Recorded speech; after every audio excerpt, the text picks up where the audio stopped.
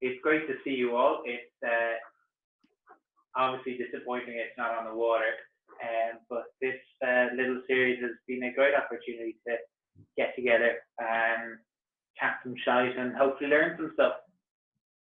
Today's presentation is about the great mistakes that we've made and what we've learned from them. So there's some things I'm going to go through.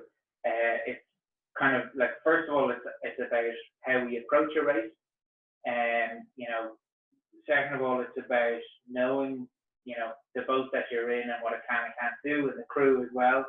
And then we're going to go through some kind of low-hanging fruit, some simple changes that we made that make big differences. And lastly, we're going to go through to some more tactical stuff.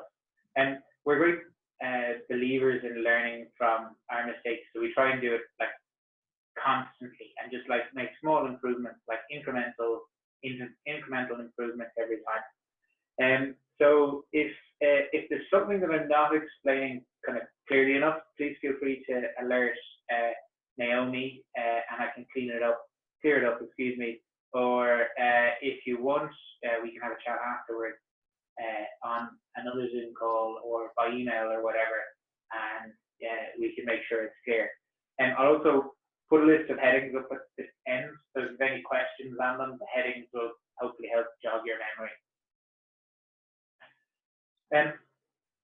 In terms of how we approach the race, there's kind of two main parts to it. The first is that it's like we have a kind of a realistic goal, and that goal isn't necessarily we want to finish first.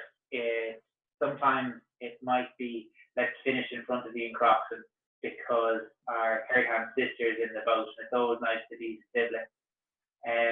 Sometimes, like for example, last year's long distance race, the long distance is like tack, and we really just wanted to improve our tacking because we thought it was rubbish, basically.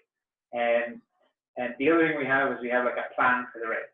And the thing about having like a goal, you know, a realistic goal, so like we think we might finish in the top 5, and the plan is to, you know, go right on the beat. The reason we do that is because if it goes well, great, but if it doesn't, we can say, well, we went on the right, but actually the left-hand side paid. You know, like, so basically we're assessing what went wrong on the basis of what we thought might happen or what we hoped would happen. The other thing to note is like, where do mistakes go wrong? So it can be in strategy, it can be in like bad calls, bad start, boat handling, it can be driver error, tactician error, and we just try not to repeat them. And you know, basically when we try and make a change, you know, for the better. In terms of in terms of knowing your boat and your crew, before you can assess the mistakes, it's important to know what the boat you're in can or can't do, and just as important is the people beside you. You know what they can and can't do, and trusting them somewhat. So to talk to you a little bit about the 167, you know, John and I debated this actually, and so the first thing is kind of the pointing height. We think it's probably like average or below average, and we think the boat speed is probably about the average boat speed of the top 10. The boat definitely drives well through the waves, and that is probably a result of having a heavy boat with what I'll describe as a well-set crew, at least 2/3 of that crew anyway. And the other things we listen out for is, you know, in terms of the boat, you know, we're listening to it, so if the waves are slapping against the hull, you know, we might, you know, need to move forward or backward a little bit, or vice versa. And the other important thing that we know, which I'll probably hit 2 or 3 times over the course of the next few slides, is that because it's a heavy boat, it accelerates slowly. So one of the most important things for us is keeping momentum at all times and not slowing down, because it takes time to speed back up again. At this point, I can see a couple of you on the screen. I want to make sure generally that people can hear me. So if you can hear me, give me a thumbs up. Yeah. There's loads of thumbs up there. That's great. In terms of balancing the boat, we all sit very close together, and I mentioned about moving forward or back. The way we sit in the boat is if Johnny can reach around me and pull the third hand side towards us, then we're sitting close enough together. So we do sit like very close. There are some points we do point reasonably well, but there's some points, there's some boats we just simply don't point with, so we don't try, and we just don't get flustered about it. We sail our own race. And in terms of the downwinds, we think we probably have a just below average downwind boat speed. I mentioned already, boat doesn't accelerate quickly, so again, momentum is key. The other side of that is that downwind we catch fewer waves because it takes us longer to accelerate. And an interesting point on that is when the breeze is steady and we have a consistent speed, we'll generally hold the boats around us. But when there's lots of gusts and the wind is speeding up and slowing down and speeding up and slowing down again, what we see is boats around us in the gusts, they'll accelerate a little bit quicker and they'll get a little bit closer to it or a little bit farther away. And again, we know this and we don't get flustered by it. We just sail our own race. And the other thing that's important is feeling your boat and using your 3.5 senses. So as sailors, we use sight in terms of looking at marks, the wind direction, the other competitors, what the sail looks like, and where we're going. Additionally, we also use touch. The driver can feel weather helm in his hands. You don't need to look at him to see that, and he can respond to that information the boat is giving him. The sheet hand can feel the tension of the sheet, and the crew in general can feel other crew moving around the boat, potentially making counterintuitive movements.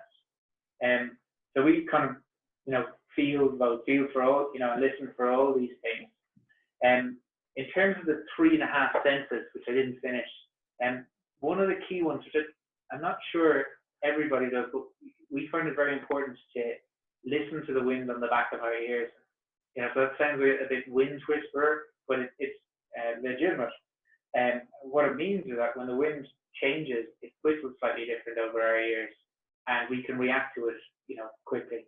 And if it's not something you're aware of, what I'd urge you to do is next time you're standing outside on a windy day, put your face in the wind and turn your head side to side and listen. And as you do, you'll hear the pitch of the wind passing your ears change slightly.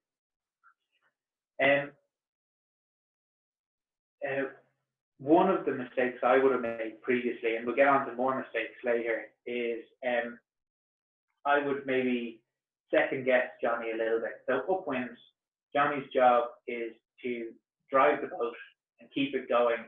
Ideally, he should just be looking at the telltale, looking down at the waves and making sure momentum keeps going. My job is to look outside the boat and decide how we're going to get there. And previously, one of my mistakes would have been I would, half look outside of the boat, but also kind of maybe second guess Johnny. And, he was doing his job, maybe I wasn't doing mine. So I have here, letting Johnny drive. So I let Johnny drive upwind. Downwind, that changes. Johnny tries to hold the tiller still as possible, and I will steer the boat with my weight and with the trim of the sail. We actually tried at one point to, use both our weight, but there was a distinct lack of coordination. I don't think we would have made good dance partners. But anyway, so we eventually decided it would just be me. And the last thing on that list there is, at one point we realized we had a loose tiller extension, and realizing that, we literally felt it in the boat when we realized it, made a big difference to us. And Johnny, if he's there somewhere, is going to chat a little bit about that. So interestingly enough, we always had the rudder on the pintle and gudgeon. The rudder stock was a little loose, and the tiller was also just a tiny little bit loose in the rudder stock. That exacerbated in the long distance race last year, where we had a problem on one leg with it, and it got a bit looser again. And we actually didn't worry about it on the long distance, but something happened to us in Lough on the bank holiday Monday of the regatta last year. Basically, we came out for the last race, and we jumped into the boat. We ended up coming out and capsizing before we actually got out of the harbour. But when we were capsized, I'm just going to run in a few mistakes here that we made. There was a lot of mistakes made on the way out that forced us into the capsize. But actually, what was brilliant was we got into the slipway by Lough, and we were blessed to have John Malone and Emma Sheridan beside us there. And they said, "Do you want to get out racing?" And we said, "We do." And they came with buckets, and we literally bailed the boat within about 3 or 4 minutes as everybody else went out sailing. And we got into the boat just in time to get out to the race with about 30 seconds to start. We got to the race, we started the race, we finished the race. It was a very heavy race. I'd say most of you who sailed in it will remember it well, because it was 4 capsizes, I think, in the race.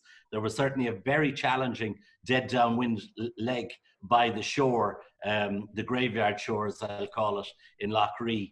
And when we were coming down there, there's 2 things we learned in that race.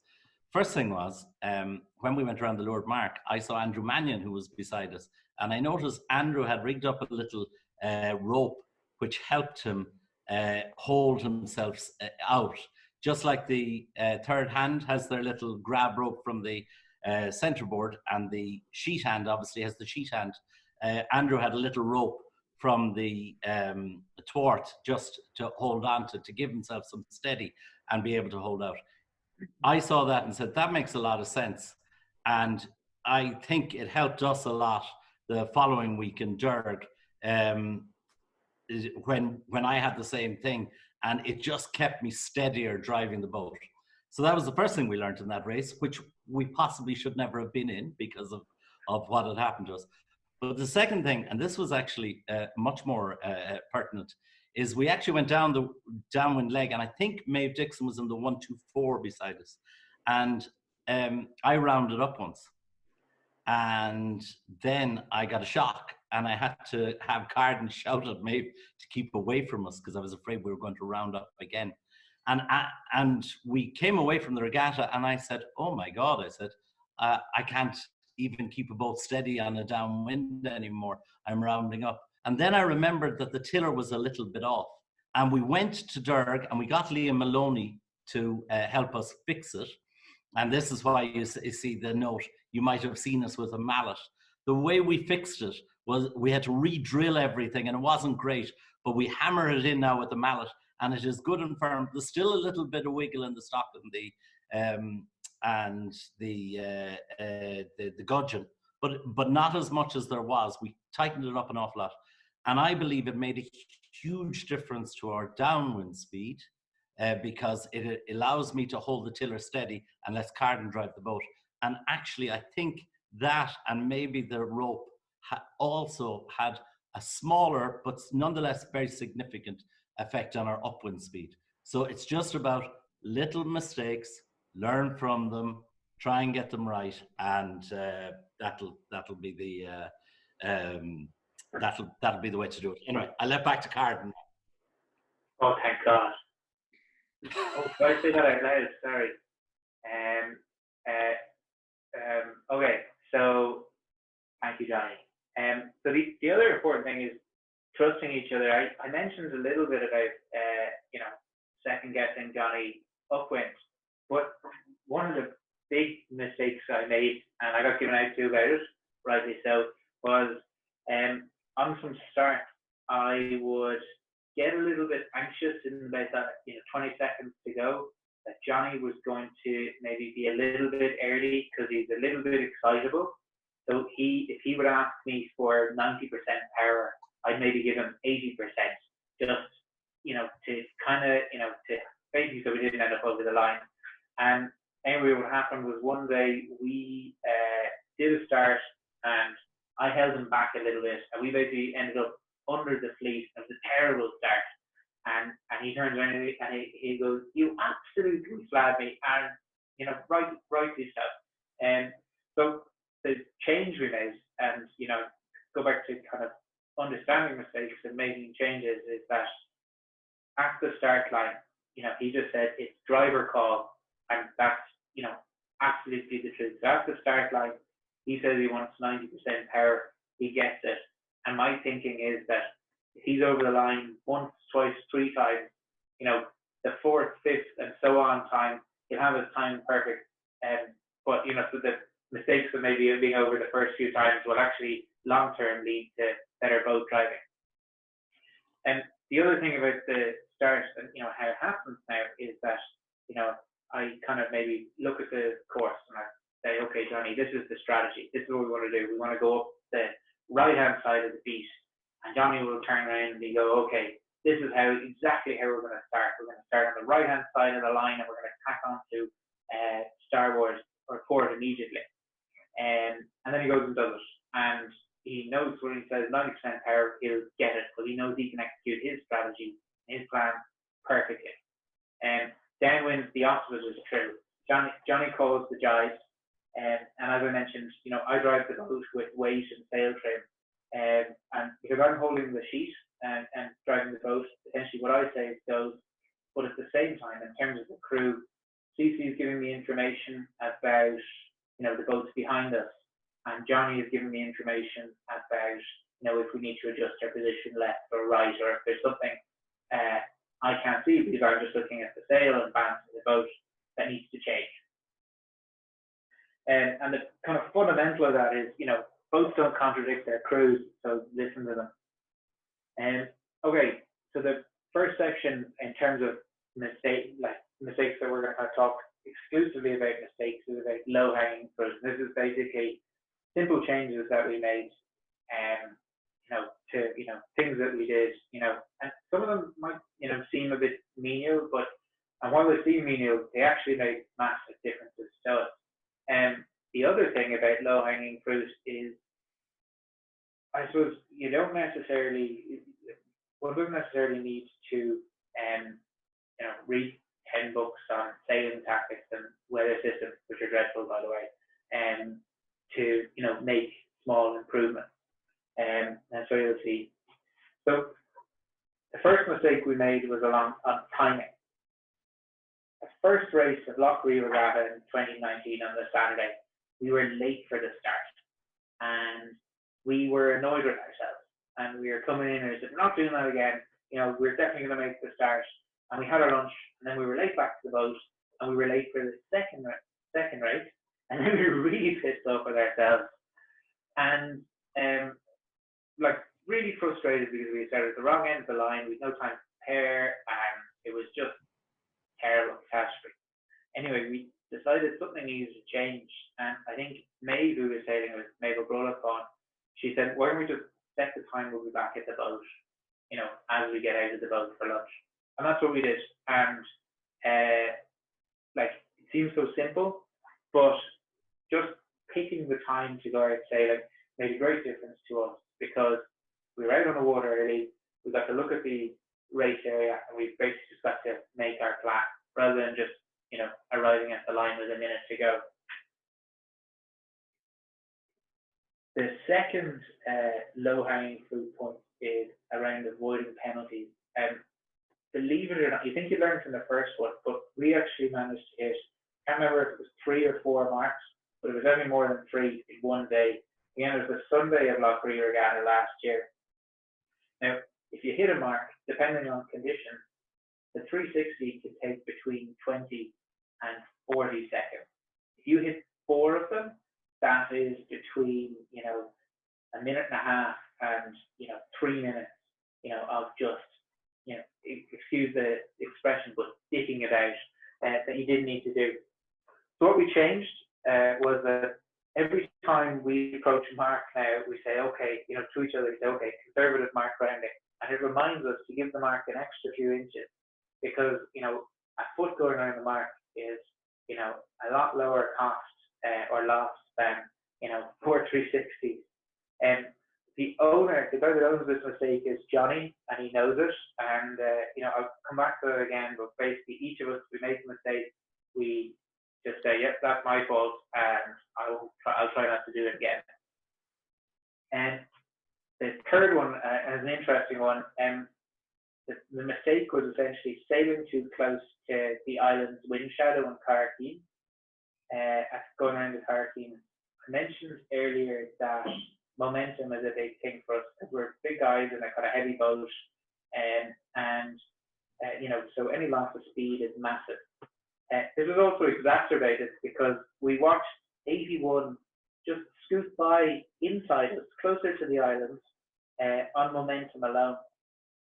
And the things we changed were we just don't go too close to the island because we know the drop in speed kills us. And secondly, we move as little as possible is critical. And I actually asked Ian about this after. I don't know if he remembers, but he said that as he hit the wind shadow of the Carden, he just said to the crew, okay, don't move, lock everything. And what that does, not moving, is it just helps your momentum be maintained for a longer period of time. And probably one of the mistakes that Johnny and I made was getting a little bit flustered and trying to adjust things with no momentum actually kills what little momentum we had. And the benefit of making that kind of thinking change was kind of immediate. There was a later race in I forget which race that was in the LD White Regatta, but there was a later race, the Ed Crofton Professional Finals. And basically all we did was we just stayed outside of the wind shadow. We minimized doing any damage to ourselves. And after we got out of the wind shadow, we picked the right side of the beat and we ended up in second place, admittedly behind the 81, but only just. In terms of the owner of that era, it was both driver and tactician. Maybe me for not forcibly telling Johnny to get outside the window, the wind shadow, and him because he's responsible for the momentum of the boat, for not telling us to, sit down and not move. So, in terms of low hanging fruit, basically what I'm trying to get at is that small, easy changes or simple changes can actually make quite big differences to the boat's speed and the boat's performance. Okay, so we're on to the last section now, which is about tactical mistakes. And I'm conscious that some of the stuff I've talked about here is about wind shifts. So again, if there is any kind of questions or any clarity needed on them, just make note of whichever mistake. There's 4 of them that I'm going to go through, and I'll clear it up at the end, or we can chat about it later. Cool. So the first one involves it was the first race the afternoon race on the Monday at Lough Regatta last year, so 2019, first championship race. We come around the leeward mark onto the last beach of a very windy race, which was north of the Carden.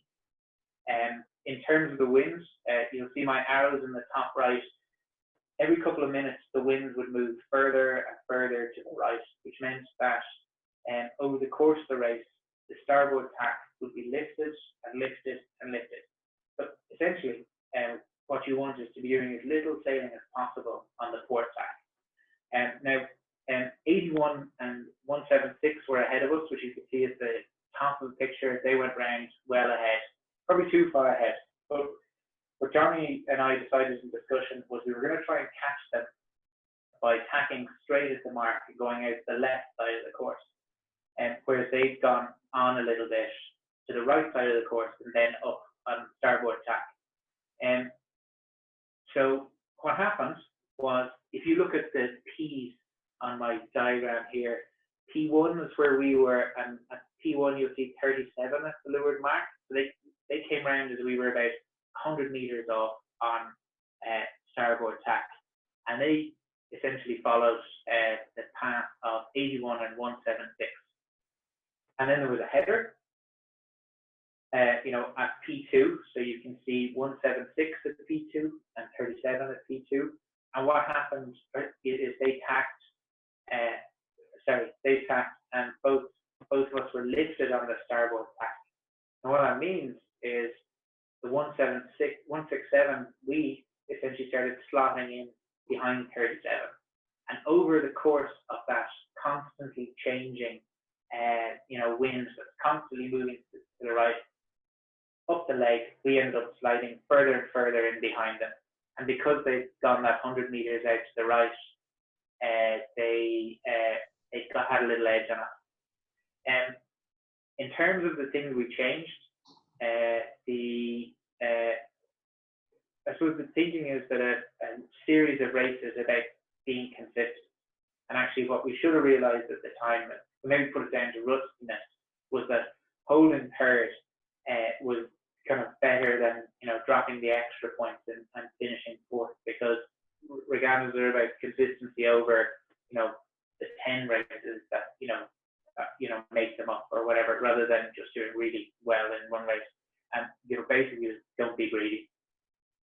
There is actually a second part to this mistake, which Johnny is going to go through now, which happened at just before the finish line at the other end of the course, after 37 had caught up with us.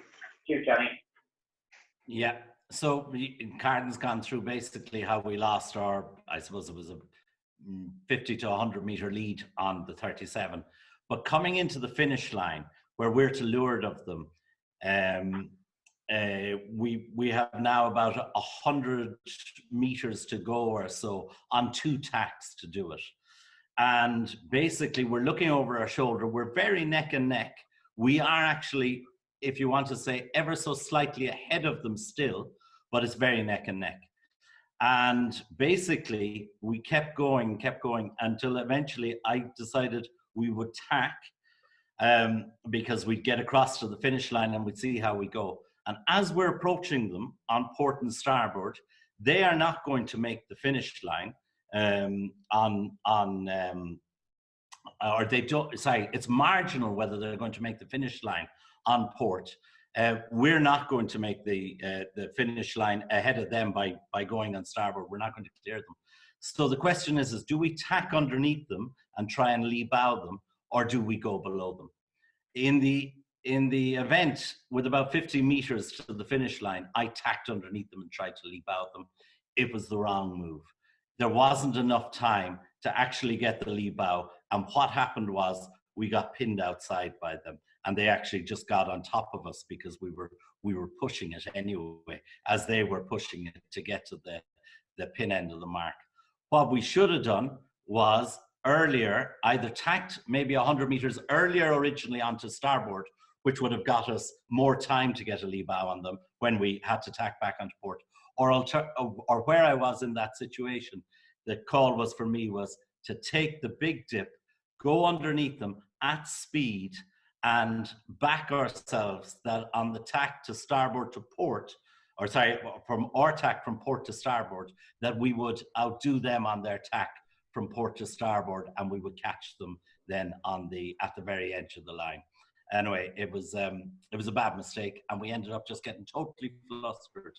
Or I got very flustered, I felt, and the boat slowed down, and it was completely my ownership of the issue. And what we learned from it basically is what I said.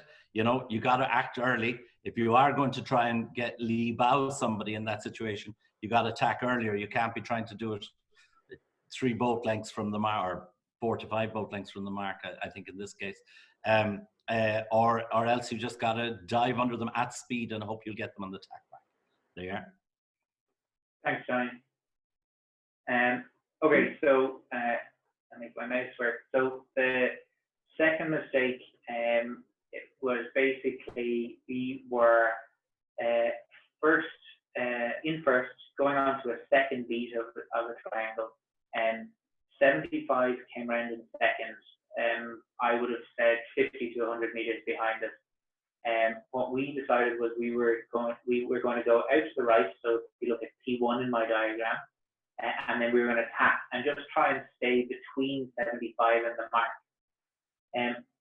Now, we should have gone left straight away because he's a faster boat and he points better, and we both got headers going out left, both 75, 176 going the same direction, and essentially what happened was we got headers, he got headers, and we ended up kind of slotting in behind him as the header came.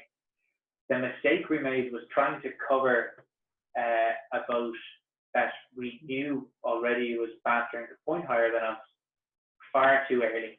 And like we had a full triangle and another beat to go in the race. And what we should have done is just sailed our own race and not got flustered. So we should have gone out left straight away, because I think if I remember correctly, we anticipated that the header was coming. And perhaps we might have lost them, or perhaps they might have caught up with us, but it would have been much more difficult for them to do it if we just sail our own race rather than trying to cover it too early. And as a tactician, I'm definitely owner of that one. Cool. So the third one then is on start. So in terms of this start, if you look at the line A, that's the course we decided we wanted to take. We wanted to go up the inside left channel. So we want to go up the start line to the left and go and tack up the inside left channel, because we thought that was the appropriate strategy for the day. And when we started, we had 176 above us and 112 behind but above us. And we were kind of just ahead of 176, but not quite ahead, to tack and go below them. So we ended up sailing out further than we wanted to, and we were kind of pinned by the boat. And as it happened, 176 did tack early, but if you look at the orange line on my diagram, what happened is they went up the course and then tacked, more or less following the same course that we did, but they got lifted then all the way up to the mark, and I think they went rounded in first, which was good for them. And by comparison, you'll see the blue lines, which is the course that we and 112 took. Because we were pinned, we ended up getting taken all the way out to the ley line, and then when we tacked, we were heading on the ley line for the mark. But over the course of our traveling up the ley line, we got lifted, which basically meant we overstepped the mark massively, and I think we went rounded in 7 or 8. In terms of the mistake, we could have probably have tacked across 112 or up for it. The thing was, we would have had to do a very hard dip on 176, and it was naive at the time, but we didn't take it because we felt it was too big a dip to take. But actually, it was important for the strategy we wanted to execute, and the mistake we made was not recognizing that we were just being pushed away from what we wanted to do. And it was important that if you have to fix a mistake or if you have to execute something, like a strategy, you execute it as early as possible. And the proof in that is, if you look at the blue line again, we executed our tack up to the mark very late. And because we got lifted, we had no other option to tactically correct ourselves later in that leg. We were basically shat. So we should have tacked early and tried to execute our strategy, dipping the 176 in the process. And again, that's I think Johnny and I decided that I own that one. But the thing we changed there is, if I'm unsure about crossing, a boat, I have to defer to driver, because it's driver's call as to whether we'll cross the boat or how we'll dip them, or what's important. But basically, I was unsure, and I should have done a second check. So mistake 4 of 4 is relatively straightforward. It's a lured mark at the bottom of your picture, and it's going on to a very short beat to finish. The right-hand side of the line, the committee boat, was definitely the favourite end. So that's where everybody was going for. And we came around the mark in seconds, behind 73. So, but it was a rare, bad mark landing from Johnny. So what happened was, he did a bad mark landing, Then we got a header, and then we basically ended up under 73 in the wind shadow, slowing down. And we could have bared down for speed because we were in dirty air, but we didn't do it straight away. We didn't act early. And what happened was 176 came around the mark in clear air, you know, good mark landing. And because we were being slowed down by 73, they got to the lay line, the starboard lay line, and to tack for the line a bit ahead of us. And what we reckon there is, if you know we'd gone for speed, we might have had to bear down a little bit, but actually David would have tacked in the 73 would have tacked before us. We would have tacked onto the lay line. We would have gotten there quicker because we had more speed. And we reckon we would have caught 176 on starboard. So maybe it would have been a second rather than a third. And so I said the same thing in the previous slide, but it's kind of about fixing the mistakes as early as possible because the issues as early as possible, because the longer you go on, the less wiggle room you have. In terms of the people or the person who owns that, Johnny definitely owns that. For the mark rounding, number one, admittedly it can happen to anyone. And number two, for not going for boat speed as early as possible because he's in charge of momentum. Cool. So that's kind of it. Johnny. So,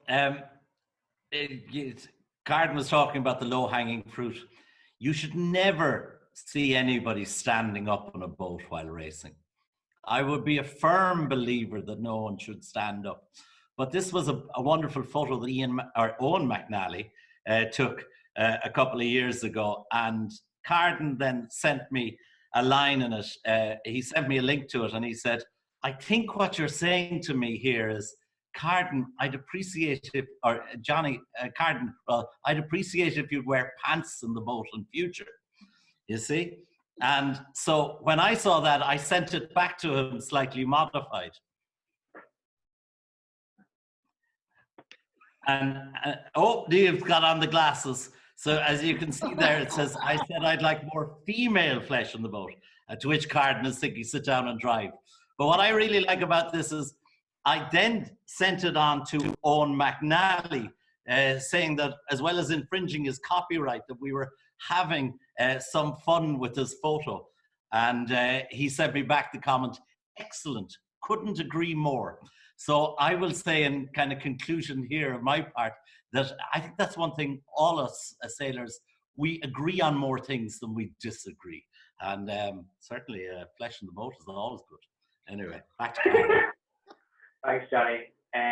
So, yes, on that note, that's pretty much it. Just a very simple recap is what we covered and how we approach a race.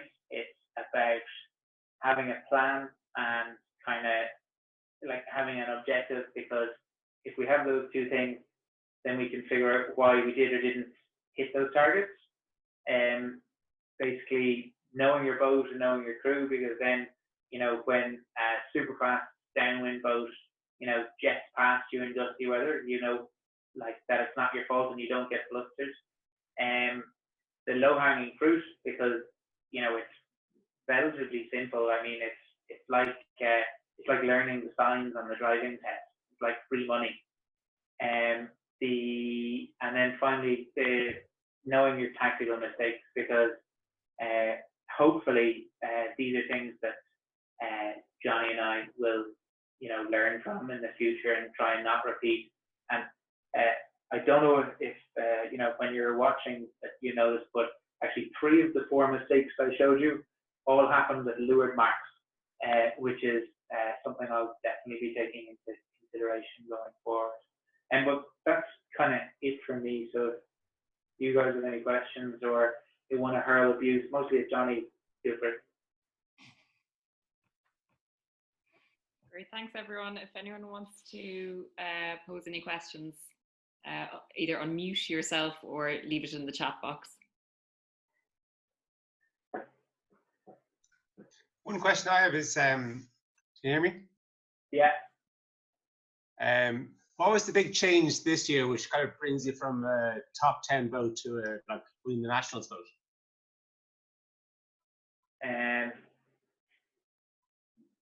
I think Was it kind of a lot of luck, or was there like a strategic? Let me answer changes that, here? Carden. I think the biggest change this year, Mark, that brought us from top 10 boat to a consistent boat up at the top of the fleet, who were lucky enough to get the results, is Carden's got very, very serious about his tactics. He became also much more aware. He became much more aware. And I put it down to the impending fatherhood which has arrived on him. Both fair. Yeah, probably. But like as a general thing, there's probably no one theme.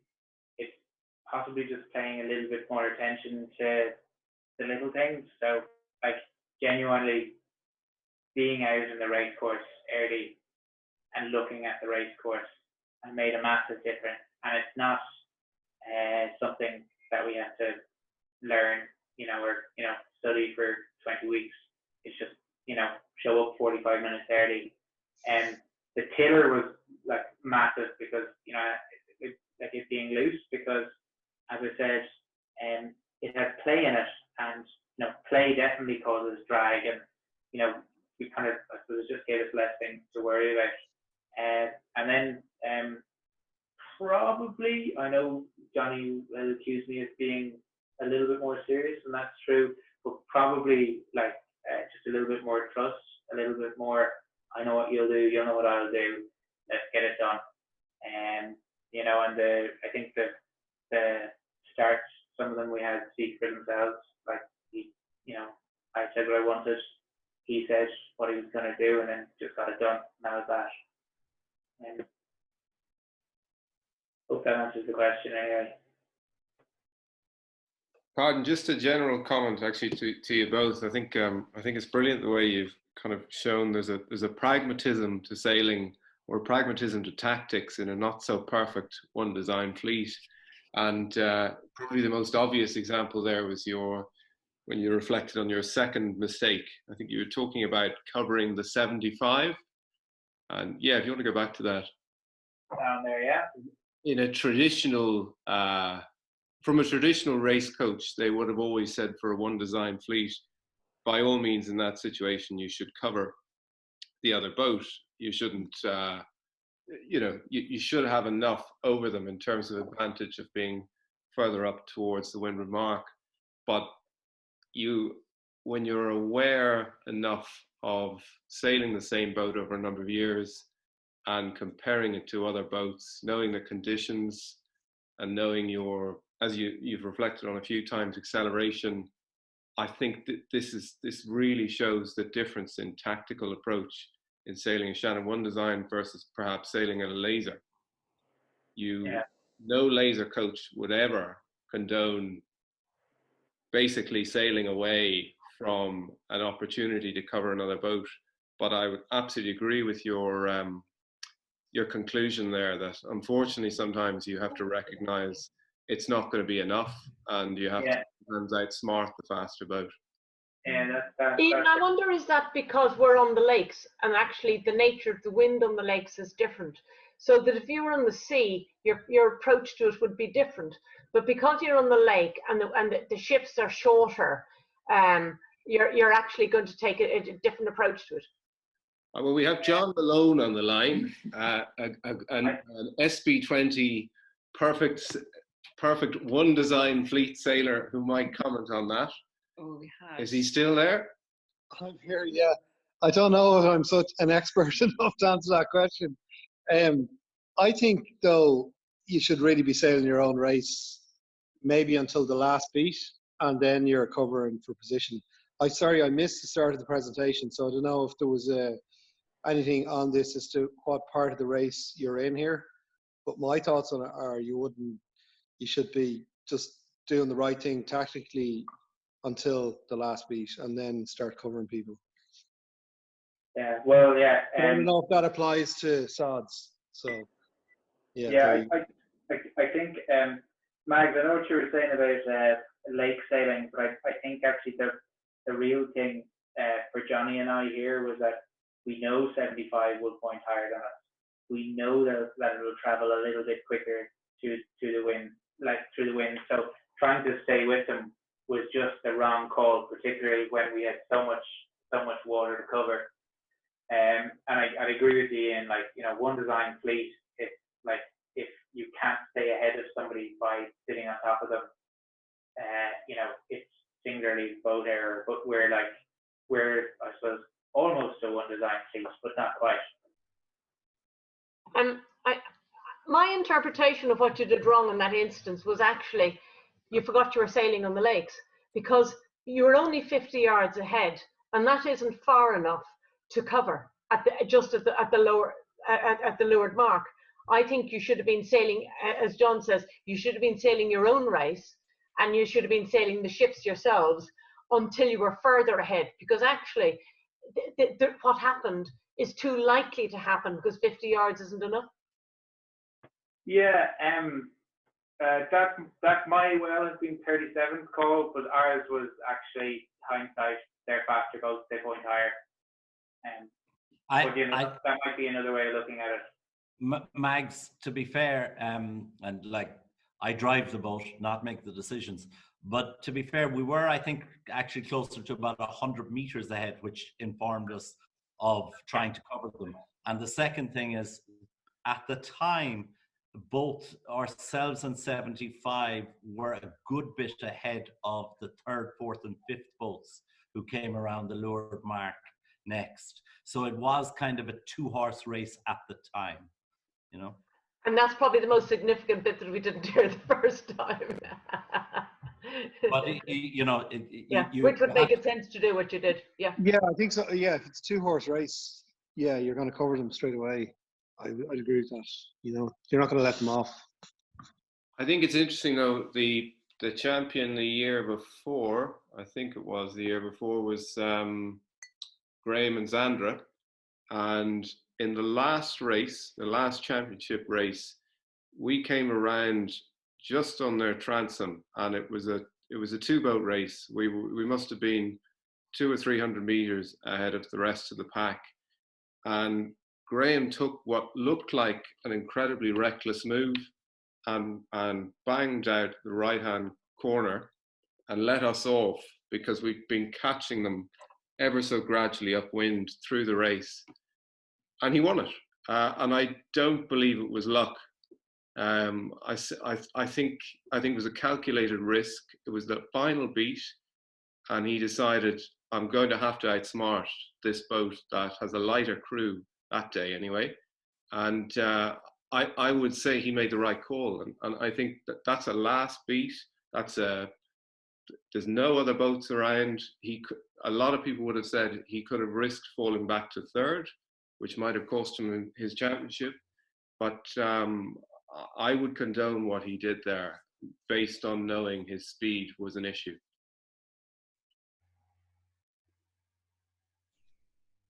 Ian, Graham here. Ah, there we go. Graham, get into that microphone there, will you? Can you hear me? I have a couple of questions. Faintly. I'll just comment on that. I think you were traveling better than us, and I thought at the time, if we didn't win the race, we'd have thrown away the championship.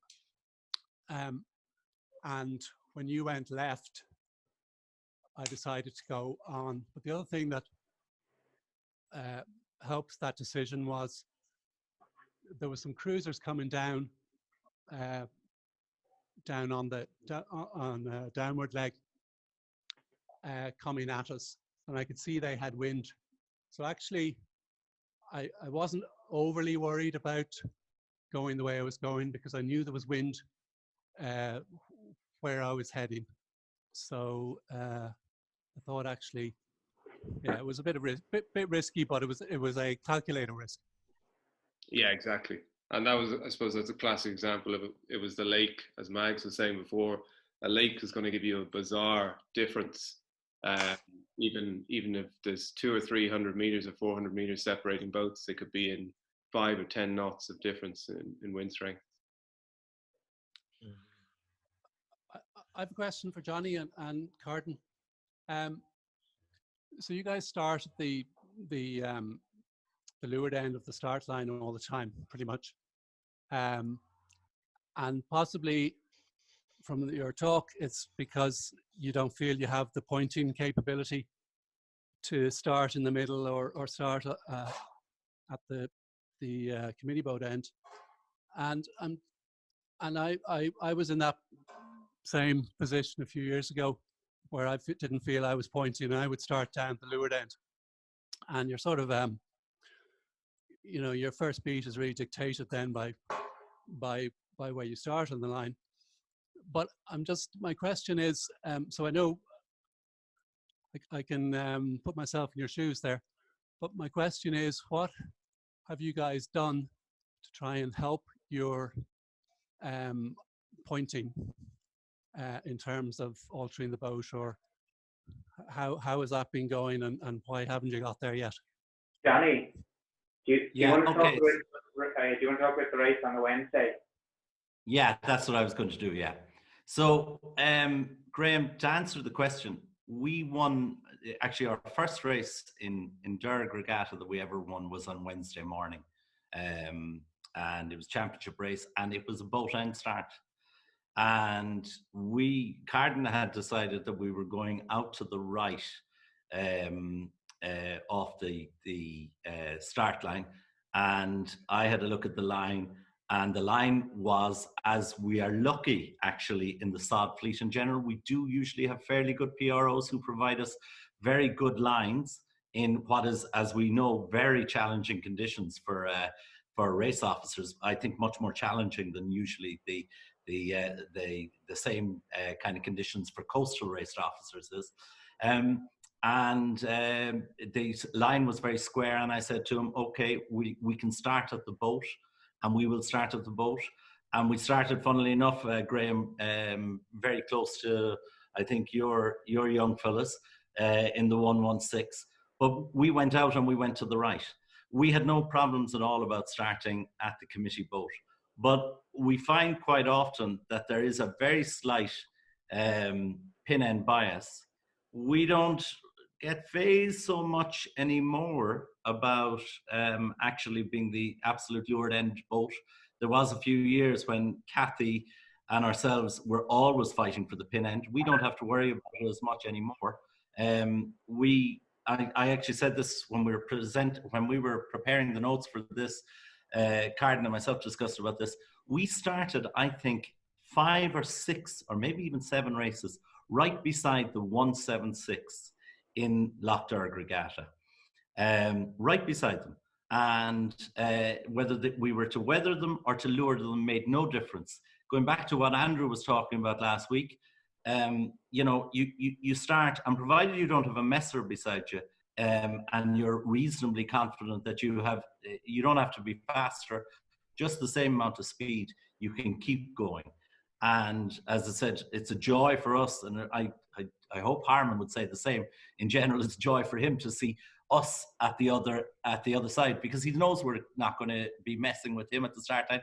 He knows that both of us will go off the start line at a speed, as you do, Graham, when you come down on the 151, and we'll all go off together, and we shouldn't affect each other for at least the first 200 or 300 meters, at which point, if there is a bias on the start line and you are at the pin end, you may have tacked off already in any case to cross the fleet.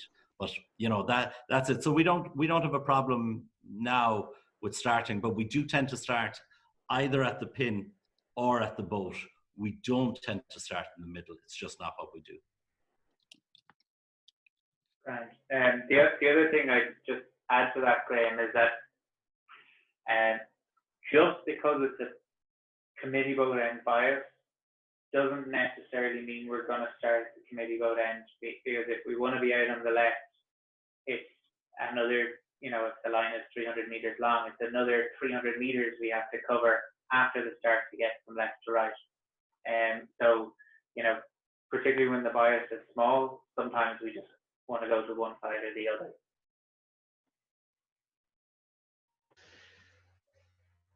Any last questions? Can I ask a question, can I? Well, Can I? that depends. Have you got a good internet connection this week? I've put another pound in the machine. Just great presentation. The question for Carden and Jonny, I find it difficult to figure it out, and I'm wondering what way you think about it is when you're on the start line and you look up the beat.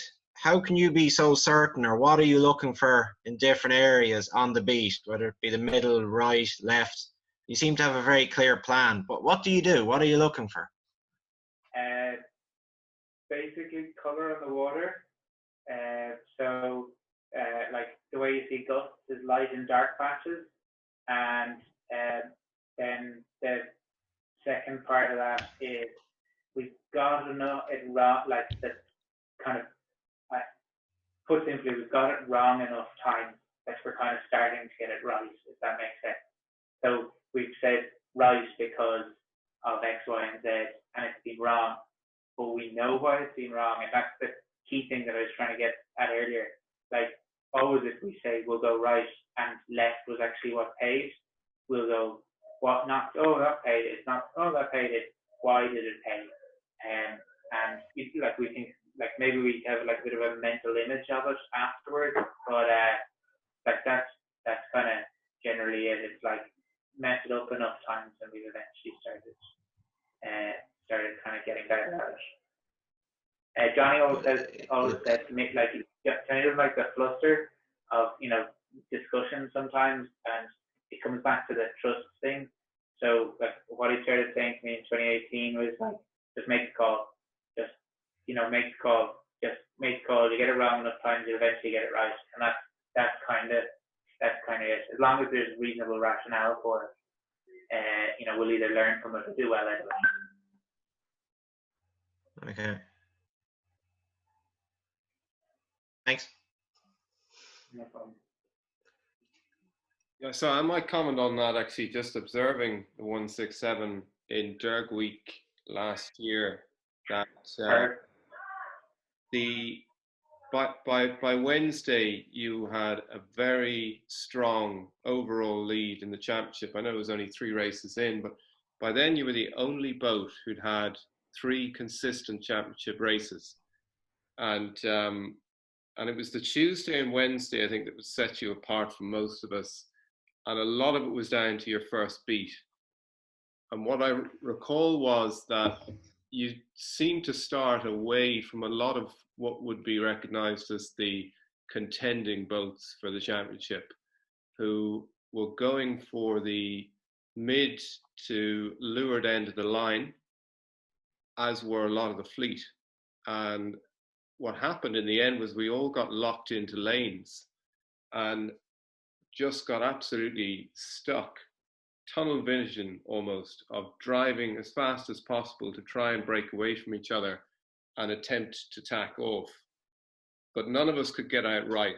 And in both races, I think I'm right in recalling it, you absolutely came in stonking on the starboard ley line and were comfortably ahead. I may recall that wrong, but that's how I remember it. And it seemed so glaringly obvious to us all afterwards, but we continued to make the same mistake. I say that as a number of boats I saw for maybe 3 races, or even 3 or 4 races in a row, including the non-championship races. We kept getting locked together and only being able to play tactics and not strategy upwind. And I remember talking to you afterwards, I think it was you, Carden, and you just said, yeah, look, we just stuck to a plan. We ignored the rest of you and sailed around you. And really, I think that speaks to your overall tactics you've been talking about today, which is just know your own boat, be confident, and stick to the plan. Yeah, and the plan goes wrong, the plan helps you see what went wrong, and then you can learn from that, basically. Yeah. But I remember that race, Ian, and it's a funny one. The reason we went right is because I've been doing something nerdy, which is looking at weather patterns and I basically expected the wind at some point in the afternoon after we started, like halfway up the beatish, to be sorry, that's a terrible annex, but be a lift on the starboard tack. So we go out to the right-hand port, we get a lift, and we're lifted to the mark, and we make lots of ground. What actually happened was there was a wind bend, and so we still had a lift, but it was for a different reason.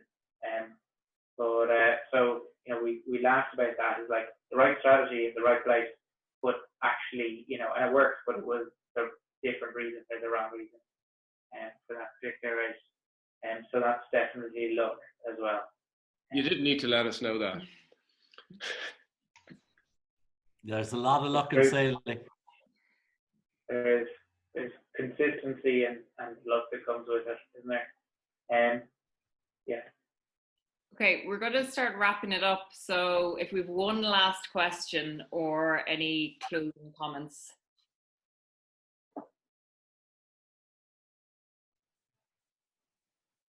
3, 2, 1.